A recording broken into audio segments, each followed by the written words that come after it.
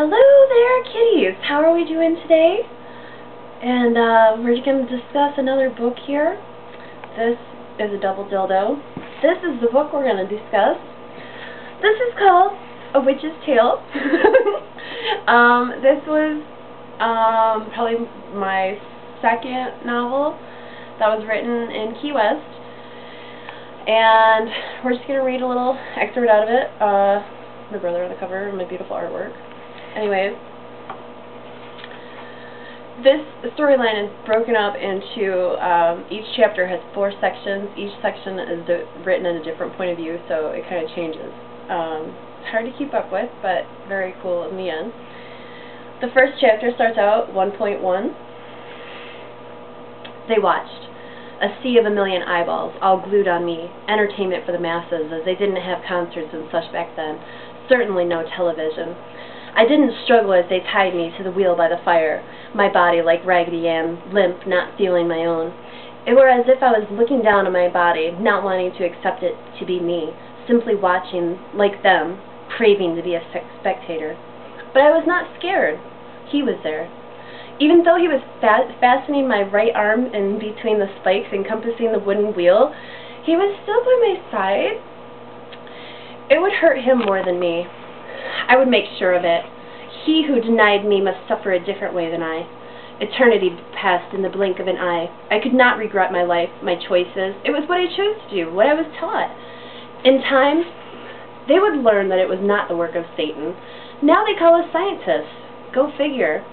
My once white cloth of a dress stained red as he heaved his sword onto the arm he secured, separating it from my torso.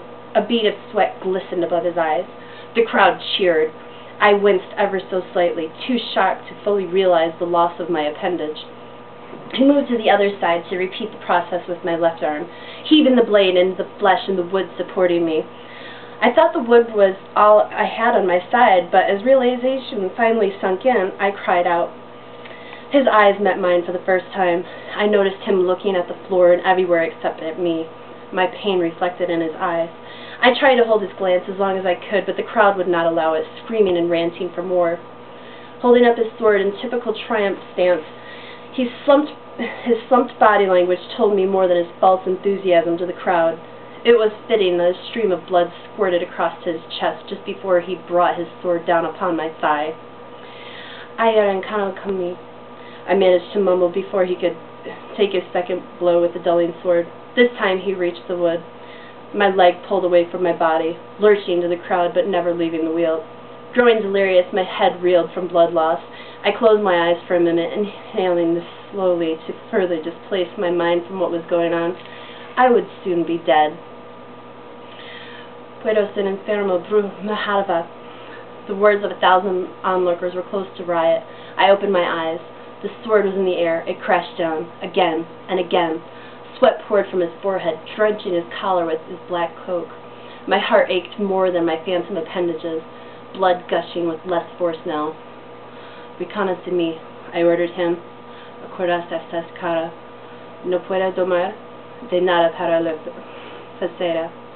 Acorde nosotros en avisa a mi familia. He shut me up by driving the sword into my heart, pushing the body weight into my chest until the clunk of metal and wood sounded. I tried to say "Ti amo," but red fluid surged up my throat, gurgling out my mouth. Our eyes met again.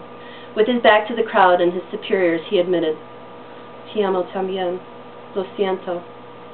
I thought I saw a tear stream down his cheek, but it could have been sweat. My blood covered him, protecting him, elongating his life. Blood coated my last breath that rose up to meet the rest of my body, still hovering in the air above. I've watched him play my former blood, tearing the sword downward, yanking out my entrails and throwing them into the fire. I stayed long enough to see him hacking at my head, a trophy for the city wall. Then I returned to my home. The next part of it goes into the second storyline, which is a totally different point of view. So all 4 storylines meet up in the end. One storyline is a serial killer, one is a witch, one is our main character, and one is the omniscient observer. It's a very neat book. The original version that I had written was stolen from me in New Orleans.